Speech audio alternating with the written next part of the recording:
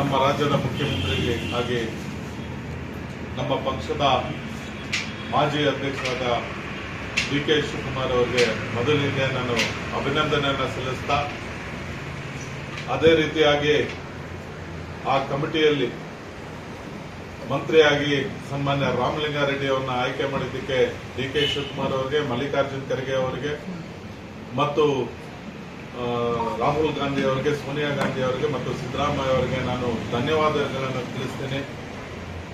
ನಿನ್ನೆ ನಡೆದ ಖಾತೆ ಹಂಚಿಕೆ ವಿಚಾರದಲ್ಲಿ ಸನ್ಮಾನ್ಯ ರಾಮಲಿಂಗಾರೆಡ್ಡಿ ಅವರಿಗೆ ಜಲಸಂಪನ್ಮೂಲ ಖಾತೆಯನ್ನು ಕೊಟ್ಟಿದ್ರು.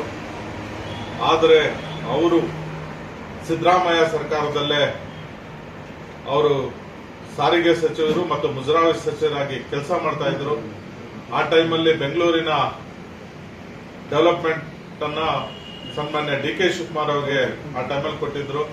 ಅವತ್ತು ಮಾನ್ಯ ಡಿ.ಕೆ. ಶಿವಕುಮಾರ್ ಅವರು ಉಪಮುಖ್ಯಮಂತ್ರಿಯಾಗಿ ಇದ್ರು. ಅವರು ರಾಮಲಿಂಗಾರೆಡ್ಡಿ ಅವರ ಹತ್ರ ಹೋಗಿ ನಾನು ಮುಖ್ಯಮಂತ್ರಿ ಆಗ್ತೀನಿ, ಆ ಟೈಮಲ್ಲಿ ನಿಮಗೆ ಬೆಂಗಳೂರು ಅಭಿವೃದ್ಧಿ ಖಾತೆಯನ್ನು ಕೊಡ್ತೀನಿ ಅಂತ ಒಂದು ಮಾತನ್ನು ಕೊಟ್ಟಿದ್ರು.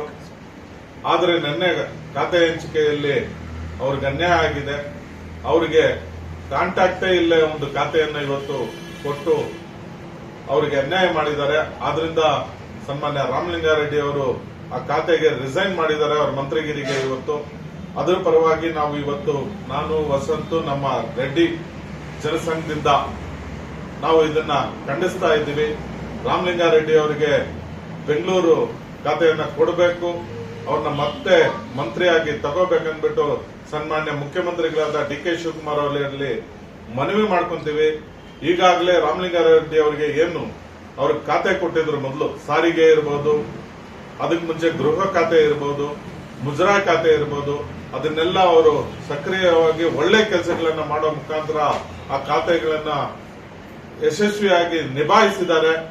ಶಕ್ತಿ ಒಂದು ಕಾರ್ಯಕ್ರಮವನ್ನು ತಗೊಂಡ್ಬಂದು ಅವರು ಸಾರಿಗೆ ಮಂತ್ರಿ ಇದ್ದಾಗ ಅದನ್ನ ಒಳ್ಳೆ ಯಶಸ್ವಿಯಾಗಿ ಮಾಡಿದ್ದಾರೆ. ಏನು ಹೆಣ್ಮಕ್ಳಿಗೆ ಬಸ್ಸಲ್ಲಿ ಫ್ರೀ ಸೌಕರ್ಯ ಕೊಡೋ ಮುಖಾಂತರ ಇವತ್ತು ಆ ಕೆಎಸ್ಆರ್ಟಿಸಿಯನ್ನು ಉನ್ನತ ಸ್ಥಾನಕ್ಕೆ ತಗೊಂಡೋಗೋದ್ರಲ್ಲಿ ರಾಮಲಿಂಗಾರೆಡ್ಡಿ ಅವರು ಯಶಸ್ವಿಯಾಗಿದ್ರು.